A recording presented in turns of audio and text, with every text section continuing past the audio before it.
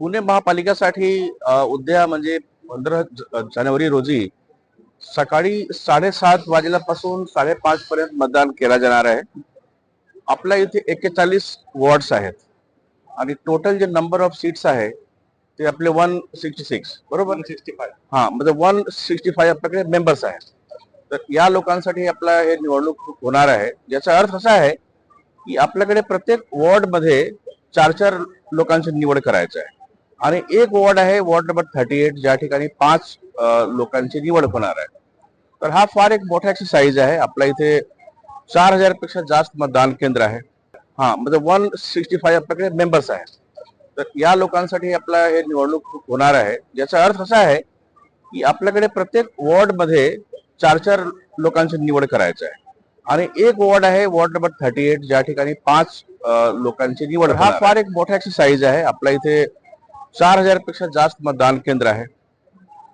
यासाठी पूर्ण महापालिका आणि बाकी डिपार्टमेंटच्या हेल्पने आमच्याकडे 26,000 लोकांची नियुक्ती म्हणजे टोटल 26,000 लोकांची नियुक्ती करण्यात आलेली आहे. इलेक्शन मध्ये वेगवेगळ्या प्रकारची ड्युटी करतायत. आपल्याकडे जिल्हा स्तरावर सॉरी इथे आपल्या कॉर्पोरेशनच्या लेवलवर सुद्धा पीएमसीच्या लेवलवर सुद्धा आमच्याकडे नोडल ऑफिसर्स आहेत. जवळपास 40 अधिकारी आहेत. तर सगळे जे आहे छोट्या छोट्या गोष्टीसाठी नोडल म्हणून त्याची नियुक्ती करण्यात आलेली आहे. वॉर्ड ऑफिसर्सचा कसं आहे की आमचे ते सहाय्यक आयुक्त म्हणून काम करतात.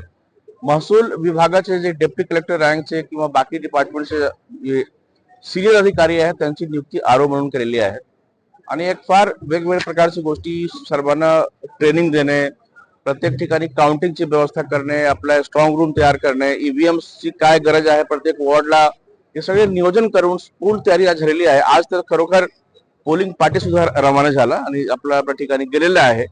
तर मात्र उद्या पुणेकरांना माझी विनंती आहे की आपण मोठ्या संख्येने उद्या 7:30 ते 5:30 पर्यंत या कालावधीमध्ये तुमचा जो काही नजीकचा मतदान केंद्र तुम्हाला अलॉट केलेला आहे तिथे जाऊन तुम्ही मतदान करा आणि आता जो आपला हा जो फार मोठा अधिकार आहे लोकशाहीमध्ये तुम्हाला जो अधिकार आहे त्याचा वापर करा. सिनियर सिटीजन्स, महिलांसाठी आणि बाकी आमचे दिव्यांगजन आहे या लोकांना कुठेही अडचण येऊ नये म्हणून सगळे जे आपले मतदान केंद्र आहे ते ग्राउंड फ्लोअरवर आहे. मोठ्या प्रमाणात आपले जे मतदान केंद्र आहे ते हाऊसिंग सोसायटीमध्ये पण आहे. लोकांना काही अडचण येणार नाही. 8 से 9 से सरासरी एवढे मतदान करणारे लोकांची संख्या गृहीत धरून एक मतदान केंद्राची रचना करण्यात आली आहे. काही अडचणीचा प्रश्न येत नाही. प्रत्येक वेळी आपण काही संख्येत एक आदर्श मतदान केंद्राचा आपण हे करतो म्हणजे आपल्याकडे 4-5 असे केंद्र असणार ज्या ठिकाणी महिलांची संख्या जास्त असेल, ज्या ठिकाणी थोडा एक वेगळे प्रकारचे एक लुक देण्याचे प्रयत्न आपण करतो. पण एवढेच नाही आहे, आमच्याकडे प्रत्येक मतदान केंद्र कसा एक मतलब लोकांसाठी खूप चांगला असावा असं नियोजन आम्ही केलेलं आहे. नक्कीच तयारीवर मी खूप समाधानी आहे कारण एक तर कसं आहे की 1 महिन्याच्या कालावधीमध्ये त्याहीपेक्षा कम कालावधीमध्ये इतका मोठा शहरात आणि हे आपल्या इथे 165 लोकांची निवड करण्यासाठी यंत्रणा आपल्याला इतके मोठी लागली आणि ते खूप वेळेवर सगळ्या गोष्टी झाला. वेळ कमी होता पण काम खूप चांगला झाला आणि याच्यामध्ये मला काय वाटत नाही कुठल्याही लेवलवर काही कमतरता किंवा असं काही गॅप मला दिसत नाही. इथे लोकांना नजीकच्या मतदान केंद्रावर जाण्यासाठी काही आपण इथे ऍप पण लॉन्च आपण एक त्यांना एक पोर्टल पण देतो आहे की तुम्ही याचे वापर करून तुम्हाला शोध घेता येईल की तुमचे नजीक तुमचं मतदान केंद्र कुठे आहे.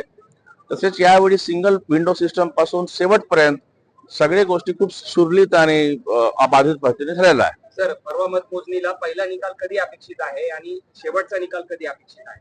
नाही तो वेळ आम्हाला काही असं देता येत नाही. शेवटी कसं आहे की जेव्हा मोजणी सुरू करतो ते प्रत्येकांचं कसं आहे की काही काही अधिकाऱ्यांकडे टेबलची संख्या किती आहे, त्या ठिकाणी किती लोकांची नियुक्ती आहे असंच आहे. पण मला असं वाटतं की 2-2.5 तास नंतर एक चांगल्या प्रकारे आपल्याला ट्रेंड पाहायला मिळतो आणि नक्कीच मला काय वाटतं की 12 वाजेपर्यंत 1 वाजेपर्यंत तुम्हाला चित्र नक्कीच दिसणार आहे. पण ऍक्च्युअल रिपोर्टिंग करताना आम्हाला खूप वेळ लागते. मला नाही वाटत की 4-5 पूर्वी ऑफिशियल रिपोर्ट आम्ही देऊ शकतो पण त्याच्यापूर्वी आम्हाला रिझल्ट कळते की नेमके काय झालं.